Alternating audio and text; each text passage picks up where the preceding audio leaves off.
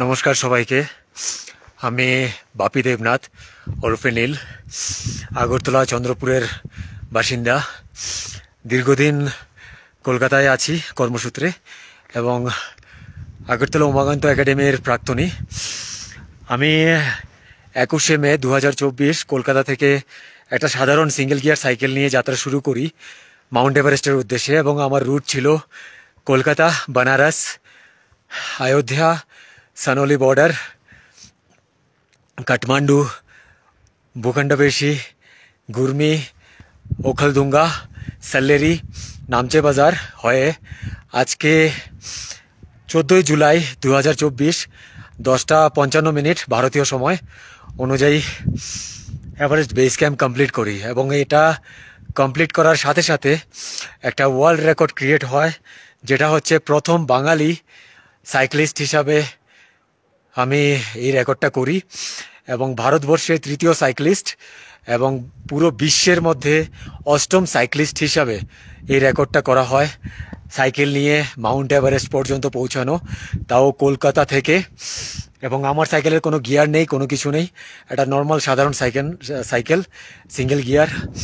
এই পুরো সাইকেল জার্নিটা আমি আমার বাবাকে উৎসর্গ করেছিলাম এবং সেই সাথে এটা যে রেকর্ড ক্রিয়েট করবে সেটা আমি জানতাম না। সেটা কমপ্লিট করার পর আমি জানতে পারি যে এটা একটা ওয়ার্ল্ড রেকর্ড ক্রিয়েট করেছে এখানকার যারা অফিসিয়ালস আছে এবং বিভিন্ন চেক পয়েন্টে যারা কর্মরত, খুমজু, তারপর সাগরমাথা পার্কে, ওদের থেকে আমি যে জিনিসটা জানতে পারলাম এবং তারপরেই আমি সেটা আপলোড করলাম যে একটা ওয়ার্ল্ড রেকর্ড আমি আমার ত্রিপুরাবাসীদের উদ্দেশ্যে দিলাম এবং পশ্চিমবাংলার উদ্দেশ্যে এবং পুরো বাঙালি জাতির উদ্দেশ্যে, যে প্রথম সাইক্লিস্ট হিসাবে এভারেস্টের বেস ক্যাম্পে আমি সাইকেল নিয়ে পৌঁছাতে পেরেছি।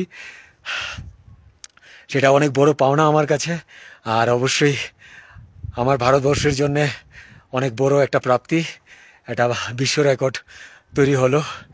ধন্যবাদ সবাইকে আমার সাথে সোশ্যাল মিডিয়াতে যুক্ত থাকার জন্যে এবং আমাকে সাপোর্ট করার জন্যে।